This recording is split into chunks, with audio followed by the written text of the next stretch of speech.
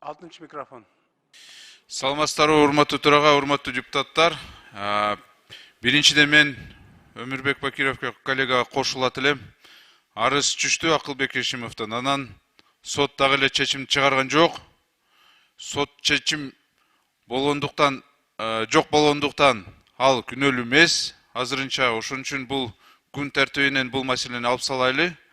Экинчиден болсо, кеченки окуя боюнча электроэнергиялык өчүрүү боюнча дагы эле Октябрь районунда кээ бир микрорайондордо ушул ситуация болуп, дагы эле отопление жок. Ошон үчүн биз дагы уксак кандай ущерб болду, качан бүт жерде суу, отопление берилет, эмне себеп менен ушундай болуп калды, маалыматты уксак тура эле болмок.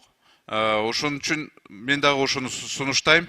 Министр энергетиканы жана Минэкономдун министрин чакырсак, бул жерде уксак аларды.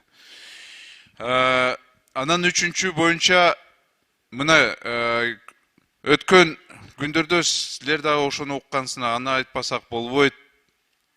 Жөн эле унча уксак анда туура эмес болуп калат, коомчулукта дагы туура эмес кабыл алынат да. Журналисттер иликтөөнү кылганда иликтөөгө жооп бериш керек. Цивилдүү туура эмеспи, жалганбы? Анын методдору ар кандай бар. Пресс-конференция бериппи, пресс-релиз бериппи. А бирок журналисттерге басымдоо кылып, жеке жашоон тартып, видео тасманы чыгарып, биз ошол деңгээлге түшпөсөк, чындыгында УКМК өтө эле өзү эле уят эле болуп атат. Ошондуктан мен ошол бийликте болгон УКМК, башкы прокуратурага айтат элем. Кичине цивилдүү метод менен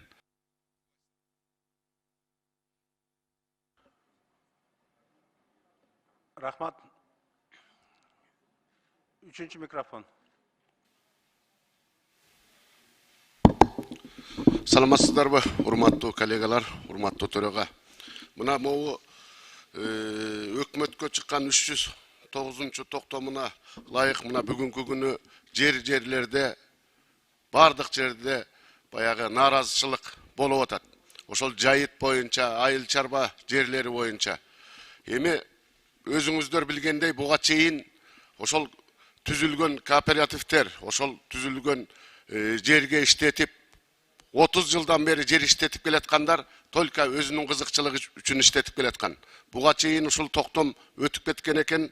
Ошол токтомду кайра чыкыртып, өзгөртүү киргизип, ошол бүгүнкү күнү элдерге бүгүнкү күнү өздөрүнүн үлүш жери ФПС болобу, мына ФПСти дагы ошол кооперативтерге беребиз деп бүгүнкү күнү чаң тополоң болуп атат да. Мына бүгүнкү күнү президентибиз айтып атат, ошол дыйкандарга кредиттерди, суудаларды жеңилдетүү, үрөн, жер семирткичтерди беребиз деп.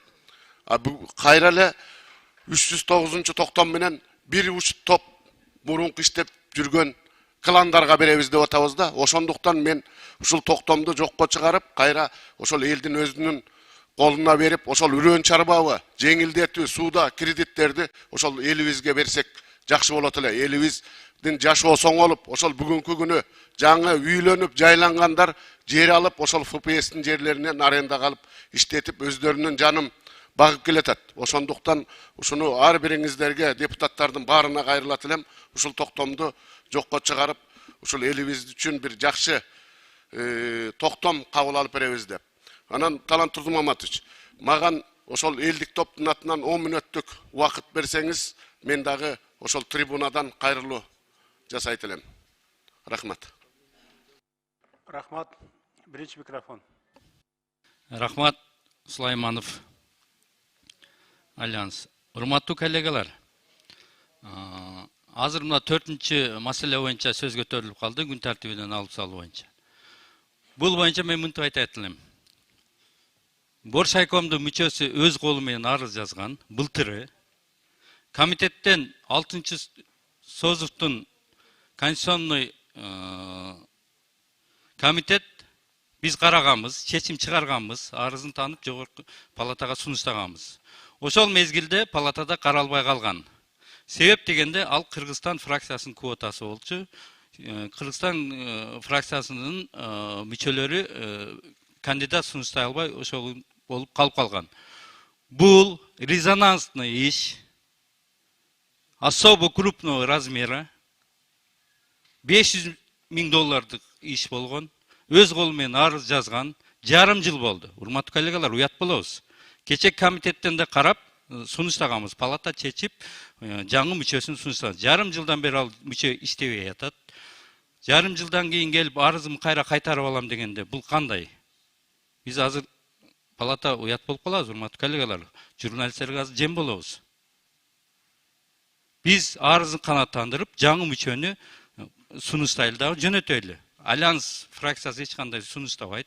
Келиңиздер, каалагандар сунуштаңыздар. Буну менен кече бир эмес комитетте кече дагы карап сураса, азыр дагы артка кайрабыз. Болбой калат.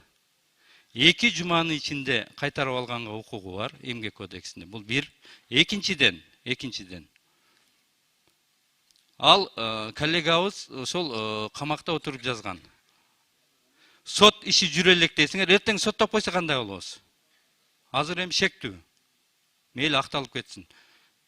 Азыр туура эмес болуп калат, урматтуу коллегалар. Кайтарып алган. Арызын таанып 10 секунд.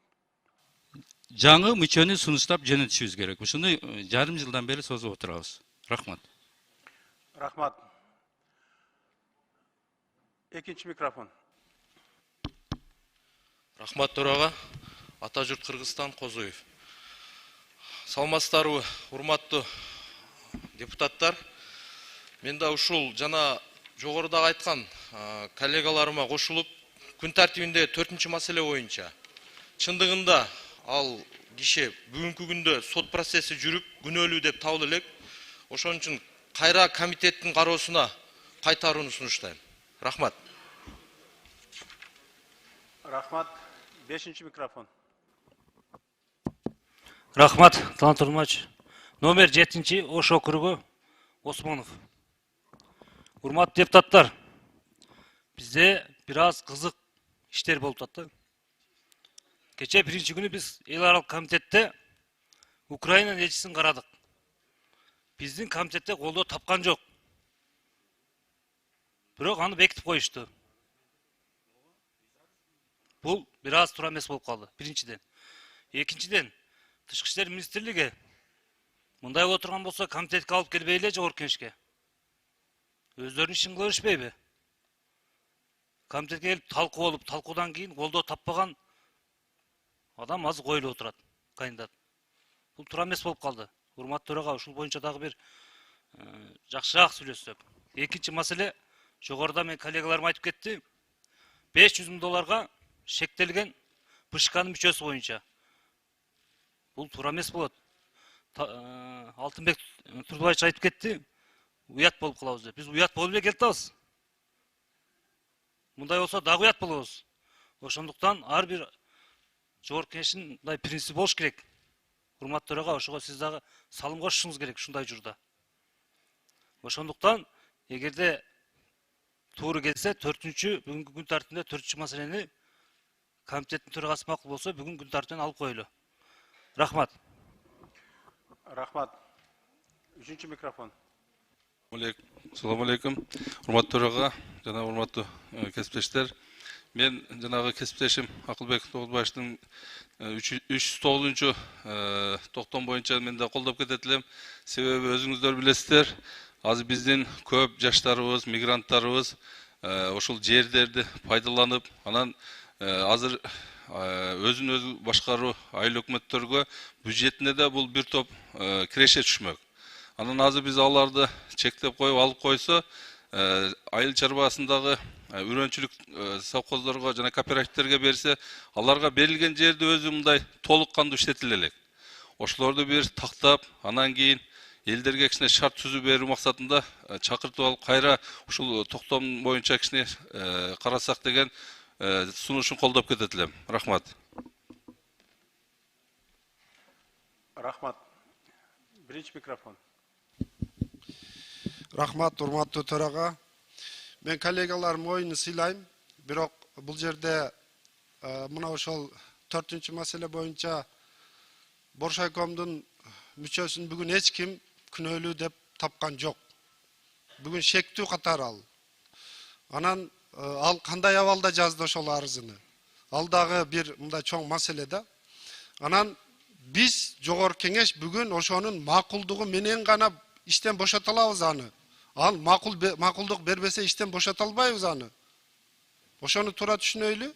Ал бүгүн макул болбой жатат. Ошону күн тартибиден алып, кайрадан комитетке жөнөтүп, комитет өзүнүн катышуусу менен кайрадан карап чыксын. Мына ошол эле комитетке жөнөтөйлү деп атабыз. Буну биз бир жолу алып салайлы деген жокпуз. Ошондук үчүн колго салыңыз 4-чү маселени.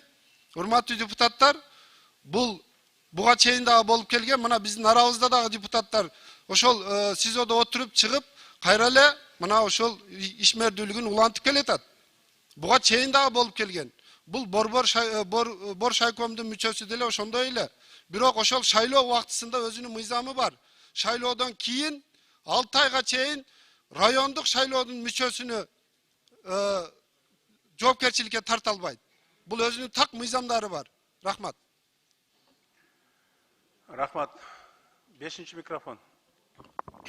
Рахмат Масалиев, бүтүн Кыргызстан фракциясы. Саламатсыздар, урматтуу кесиптештер, менде бир сунуш бар. Мына коомчулукта кумтөрдүн тагдыры ар кандай талкууланып атат. Анын башкарган кишиси маалыматты берип, жакында 861 миллион долларлык алтынды саттык деп атат. 13 миллиард сом түштү деп атат салык. Эгерде ошол чын болсо абдан жакшы. Бирок башка маалыматтар айтып атат, каржы министрлиги акчаны көргөн эмес деп. Ошондуктан мен сунуш кылат элем. Комитетке тапшырма берип, жакынкы жыйындарга ушул кумтөр боюнча жалпы маалыматты угуп койсок, ашыктык болбойт эле. Эми биз депутаттар билишибиз керек да, чынында кумтөрдөн эмне пайда болуп атат, кандай иштеп атабыз, жакшы болуп атабы деп тапшырма берсек. Бул биринчи сунушум. Экинчи, 4-чү маселе боюнча биз бирөөнү күнөөлүү деп тапкан аракет кылган жерибиз жок. Биз адамдын өз ыктыяры менен жазган арызын карашыбыз керек да. Жигит бир жолу сүйлөт, кетем десе кетиш керек. Ошондуктан ал өз ыктыяры менен кетип баратат. Болгону ошол. Эч ким күнөөлөгөн жок. Барбарыз карайбыз. Бул жогорку кеңешке бүгүн жазып мен кетем, эртең жазып мен кетпейм деген бул бир аз туура эмес болуп калат го. Ойлонуп, терең ойлонуп арыз жазат да. Бул кылмыш ишке эч кандай тиешеси жок да. Ушуну эске алып койсок. Рахмат. 3-чү микрофон. Рахмат. Урматтуу коллегалар. Биз сот эмеспиз же башка эмеспиз. Биз өз арызым колу менен жазган арызды канааттандырып комитеттен караганбыз. Бир эмес, 2 жолу. Кече дагы жаңылап карап сунушталып атат. Маселе өз арызын эле каралып атат бул жерде. Жазып алып кийин жарым жылдан кийин келип кайра жазып мен ишиме кайра барат элем деген бул кандай болуп калат бул? Кайсыл жерде бар экен? Кайсыл мыйзамда? Аны сот болуп атат же башка болуп атат, шектүү деген маселе жок. Өзүнүн жазган арызын канааттандырып биз караган маселени күн тартибине чыгардык. Болгону ушул. Рахмат. Рахмат. 2-чи микрофон. Саламатсыздар, урматтуу коллегалар, Төрөбаев Ата Журт фракциясы. Урматтуу коллегалар, мен 4-чү маселе боюнча комитеттин мүчөсү катары айтып коеюнчу. Анткени бул кече биз маселени караганбыз. Азыр бир топ депутаттар айтылып атат. Комитетке кайра барайлык депчи, берелик депчи. Эми азыр Медер Алиев дагы как юрист катары айтат. Ана мен сунушумда ушул жерге юристтер ушу боюнча бир түшүндүрмө берип койсун. Мен комитет мүчөсү катары. Урматтуу коллегалар, мен тарыхын айтып коеюн.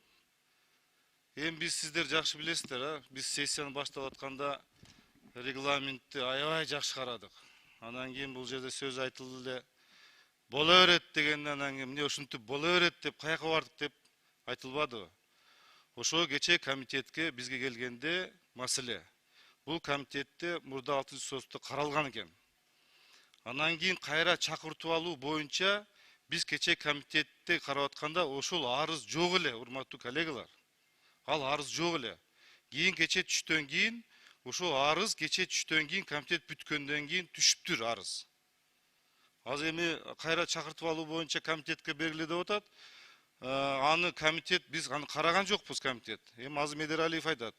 Ошондо урматтуу коллегалар, ал арыз жазгандан кийин комитетте 6-сотту караган. Мындай айткандай, комитеттин чечими акт деп коет муну. Акт жасаганда. Ошон үчүн бул жерде азыр юристтер эгерде биз мындай түшүнбөстүк болуп аткан болсо, анда юристтер тагыраак жооп берсин анда. Бул жерде жогорку кеңешке. Анын баарын чечимин жогорку кеңеш чечет. Жалпы добуш менен. Ошон үчүн ушундай маселе болуп атканда түшүндүрүп бергиле анда. Рахмат. Рахмат, 4-чү микрофон. Саламатсыздарбы, урматтуу Талант Турдумович, урматтуу коллегалар. Азгалиев Нурлан, 22-чи жайлуу округу. Мына мага чейинде айтып кеткен Акылбек Түменбаев, Жалалдин Нурбаев коллегаларга мен да кошулам. Ушул кабинет министрлердин чыгарган 309-чу токтомду жокко чыгарууга суранабыз. Анткени бүгүнкү күндө Панфилов районунда, Жайлы районунда жергиликтүү калк көтөрүлүп атат. Акимди чакырып, ошол 75% ФПСтин жерлерин кооперативтерге берилет. Бул убакка жергиликтүү калк даяр эмес. Ошондо бир карап койсоңуздар. Рахмат. Урматтуу коллегалар, сунуштар башка жок. Өзүнчө сөз беребиз сизге, ордуңуздан. Урматтуу коллегалар, анда рети менен күн тартибине түшкөн маселелерди карап чечим кабыл алсак,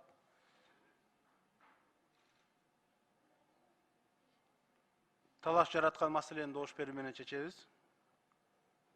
Талаш жаратпаган маселелер бардыгы регламент негизинде каралат. Биринчи кезекте Талиева, Айжигитов жана депутат Түменбаевтар тарабынан фракциянын вактысынан мөөнөт сурашкан. Талиева 10 мүнөт, Айжигитов 5 мүнөт, Түменбаев 10 мүнөт. Тура элеби? Анда добушка коем, добуш бериңиздер.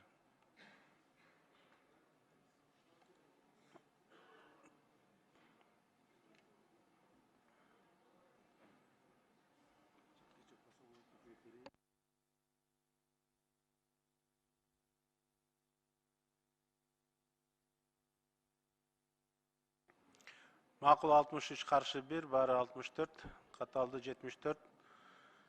Чечим кабыл алынды. Урматтуу коллегалар, талаш жараткан маселе БШКнын мүчөсү Акылбек Ешимов жөнүндө маселе талаш жаратып атат, добуш берүү менен чечебиз. Албетте азыркы учурда, кече комитет учурунда арыз түшкөн эмес, ошондуктан комитет чечим чыгарган. Бирок палатага келип кароо астында түшкөн арызы кайрадан комитетке келип түшүп атат. Эми аны ача пикир болуп атат. Бул боюнча комитеттин төрагасы Медералиевдин пикирин билгибиз келет. Сөз Медералиевде. Саламатсыздарбы, урматтуу коллегалар, урматтуу бүгүнкү жыйындын катышуучулары.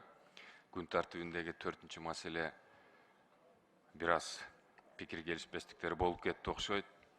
Ошол тууралуу бир аз кыскача түшүндүрмө берип кетсек, Борбордук шайлоо комиссиясынын мүчөсү берген арыздын негизинде мөөнөтүнөн мурда кызматордун бошотуу маселеси. Кече күнү комитет регламентке ылайык маселени карап чыкты.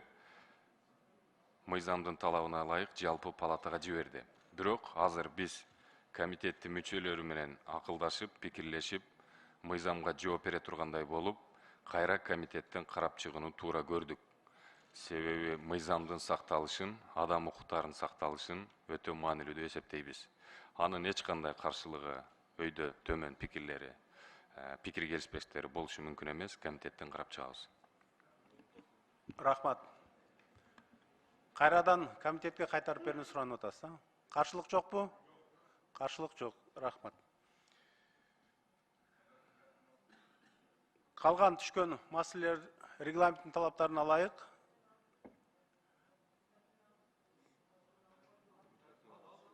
жоқ, ошон жалпысынан коебуз да доошко. Калган маселе регламенттин негизинде күн тартибинде каралат. Эгерде регламентке туура келсе, күн тартибине киргизилет. Эгерде комитет аркылуу өтө турган болсо, анда комитет аркылуу маселе ал жактан каралып, анан бул жакка келип түшөт.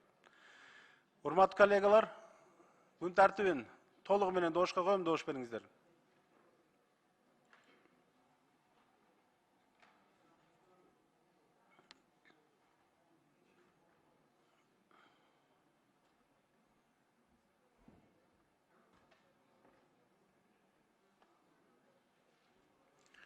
Макул 66, каршы жок, бары 66 катталды, 74, күн тартиби толугу менен кабыл алынды. Рахмат, урматтуу коллегалар.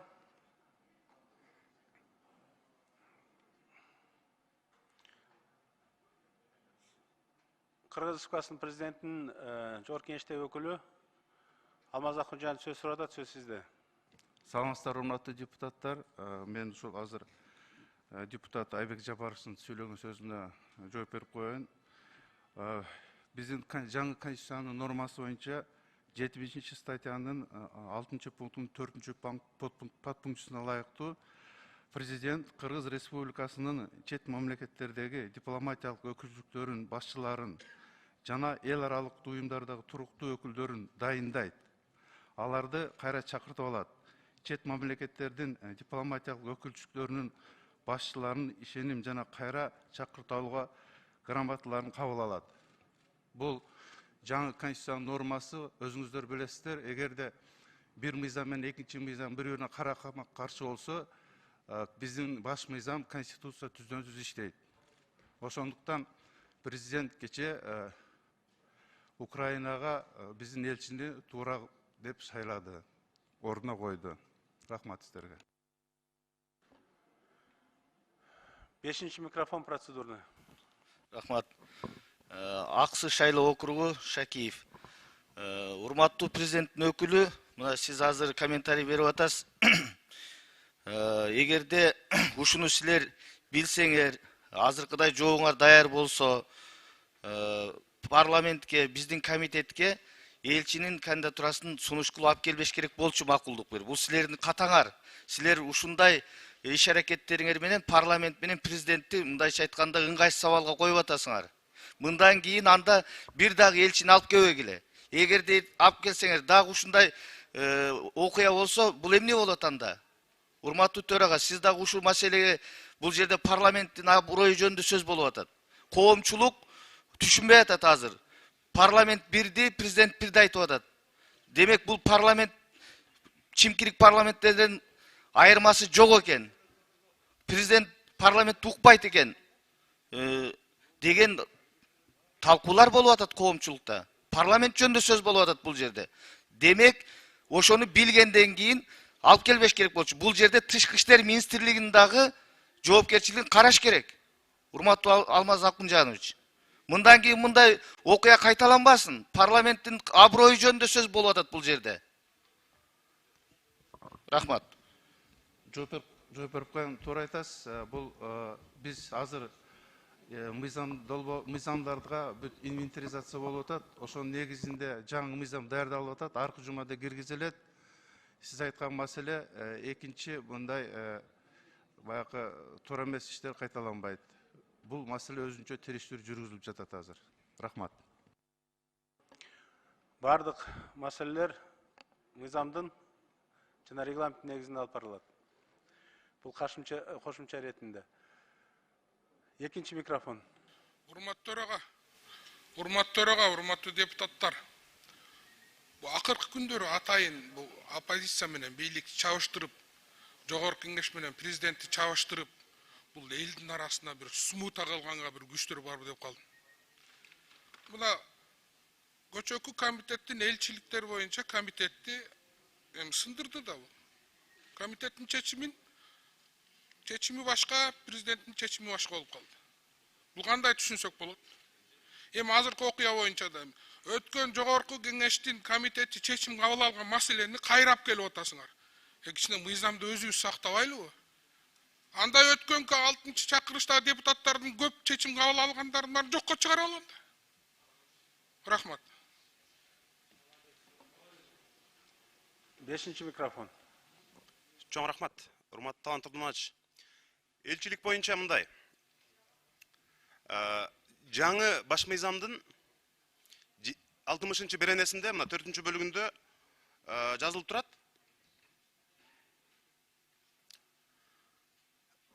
Президент мурда 6-чы чакырылышта президент элчилерди дайындоодо Жогорку Кеңештин тиешелүү комитетинин макулдугу менен деген бар эле.